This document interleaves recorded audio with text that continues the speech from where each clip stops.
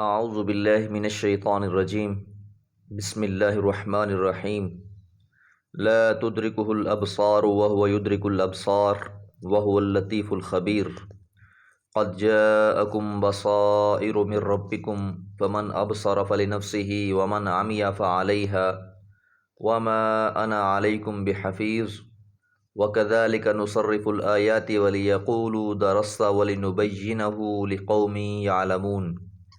سورۃ الانعام آیات 103 سے 105۔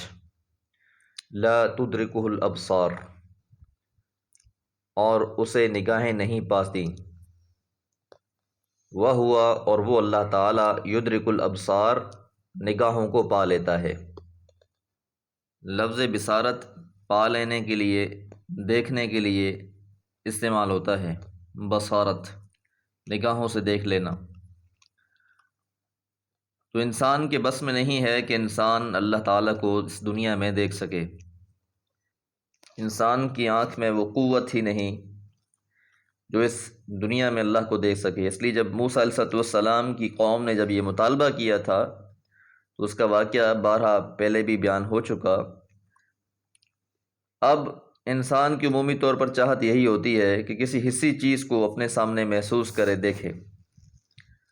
حدیث مبارکہ میں آتا ہے کہ وَاعْبُدْ رَبَّكَ كَأَنَّكَ تَرَاهُ فَإِن لَّمْ تَكُن تَرَاهُ فَإِنَّهُ يَرَاكَ، کہ تم اپنے رب کی بندگی اس طریقے سے کرو کہ گویا تم اسے دیکھ رہے ہو، اور اگرچہ تم سے نہیں دیکھ رہے تو وہ رب تو تمہیں دیکھ رہا ہے۔ یہاں یہ بات ملحوظ رہے کہ بت پرستی کے اہم محرکات میں سے سب سے اہم محرک ابتدا سے یہی رہا ہے کہ نادانوں نے اللہ کو کسی پیکر محسوس میں دیکھنا چاہا ہے۔ اس لیے موسیٰ علیہ السلام کی قوم کو جب آپ فرعون کے عذاب سے نجات دلانے کے بعد اپنے ساتھ لیے جا رہے تھے تو اس قوم نے ایک میدان سے گزر ہوا تو دیکھا کہ کچھ لوگوں نے اپنے سامنے مورتیاں اور مجسمے رکھ کے ان کی عبادت کر رہے ہیں۔ تو اس قوم نے حضرت موسیٰ علیہ السلام سے کہا کہ ان کے خدا تو ان کے سامنے ہیں، ہمارا اللہ کہاں ہے؟ اسی چیز نے انسانوں کے اندر واسطوں اور وسیلوں کو جنم دیا ہے۔ ہندوؤں کے ہاں جو یہ تصور ہے مورتی اور مجسمے کا، وہ بھی اصل میں یہیں سے آیا ہے کہ کوئی حسی چیز سامنے موجود ہو اور اس کی پرستش اور عبادت کی جائے۔ حیرت کی بات یہ ہے کہ یہاں پر بھی صوفیاء نے تصور شیخ کی بدعت اختیار کی ہے، اور وہ بھی اپنی اس بدعت کی تائید میں یہی دلیل پیش کرتے ہیں کہ انسان چونکہ پیکر محسوس کا خوگر ہے، اس وجہ سے تصور شیخ تصور الہی کا ذریعہ ہے۔ تو قرآن نے یہاں یہ غلط فہمی رفع فرمائی ہے کہ دیکھنے اور چھونے کی چیز اللہ تعالیٰ کی ذات نہیں ہے، اس سے قرب اور بعد دل کے واسطے سے پیدا ہوتا ہے۔ اگر انسان اس کو یاد رکھے تو وہ اللہ سے قریب ہوتا جاتا ہے، اور اگر بھول جائے تو وہ دور ہوتا جاتا ہے۔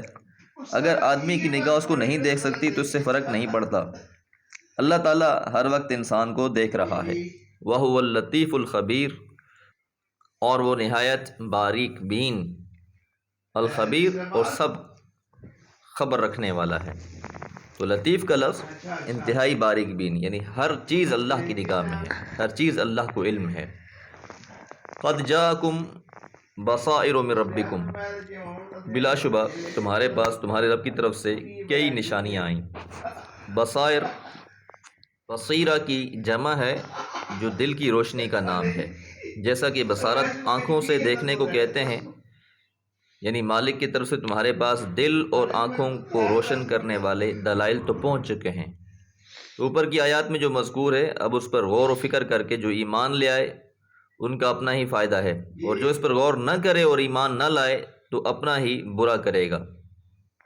فمن ابصر فلنفسہ، بس جس نے دیکھا، فلنفسہ، اس نے اپنی ذات کے لیے دیکھا، یعنی اس نے حقائق کو سمجھا اور پرکھا اور اس پر ایمان لے آیا۔ ومن عمی، اور جو اندھا رہا، فعلیہا، بس اسی پر ہے، یعنی جس نے اپنی آنکھوں کو بند رکھا، اپنے دل اور نگاہوں سے ان چیزوں کو، ان نشانی اور علامتوں کو پرکھا نہیں، اس نے اپنی آنکھوں کو بند رکھا، تو یہ اندھا پن اسی کو نقصان دے گا، کسی اور کو نقصان نہیں دے گا۔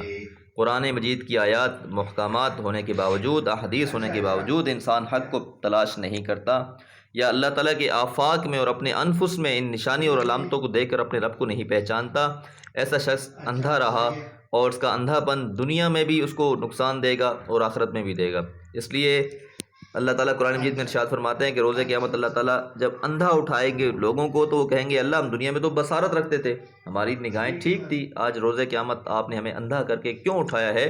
تو جواب ملے گا کہ کیونکہ تم ہماری آیات اور نشانیوں سے اندھے تھے، اس لیے آج تمہیں بھی اندھا کر کے اٹھایا گیا ہے۔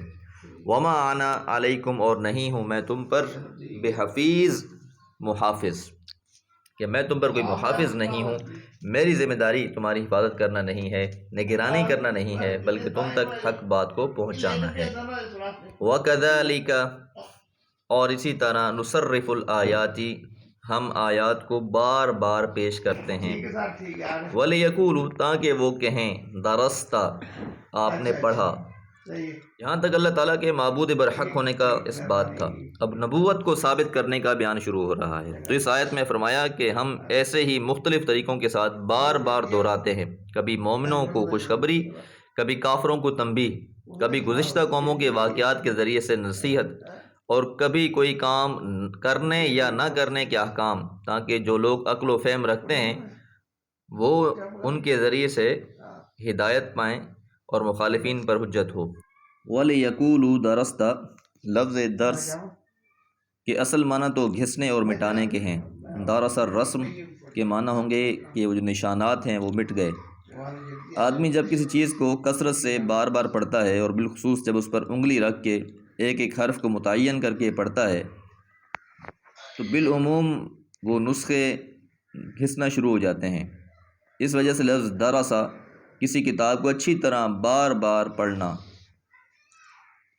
اور لغت میں اس بات کو یوں تعبیر کرتے ہیں کہ درس الکتب اے اقبل علیہ یحفظہ، کہ جو شخص نے کتاب کو پڑھا اس کی طرف متوجہ ہوا اور اس کو یاد کر لیا۔ تو اللہ تعالیٰ نے قرآن مجید میں بار بار ان نشانیوں اور آیات کا تذکرہ اس لیے کیا ہے کہ یہ لوگ بھی گواہی دیں کہ واقعی رسول اللہ صلی اللہ علیہ وسلم نے حق نبوت ادا کر دیا ہے۔ نیز مختلف اسلوبوں اور پہلوؤں سے آیات کو پیش کرنے کا مقصد یہ بھی ہے کہ اگر وہ سمجھنا چاہیں تو سمجھ جائیں، اور اگر اپنی روش پر اڑا رہنا چاہیں تو کم از کم اس بات کی تو وہ قائل ہو ہی جائیں گے کہ آپ نے اچھی طرح پڑھ کے سنا دیا ہے، اتمام میں حجت قائم ہو جائے گی ان پر۔ وَلِنُبَيِّنَهُ، اور تاکہ ہم واضح کر دیں اس کو، لِقَوْمٍ، ایسی قوم کے لیے، یعلمون، جو جانتے ہیں۔ اللہ تعالیٰ نے آیات کو واضح طور پر نازل فرما دیا اور رسول اللہ صلی اللہ علیہ وسلم نے اس حق کو تمام لوگوں تک واضح طور پر پہنچا دیا۔ اللہ تعالیٰ سے دعا ہے اللہ تعالیٰ فہم عطا فرمائے۔ وما علیہ الا البلاغ۔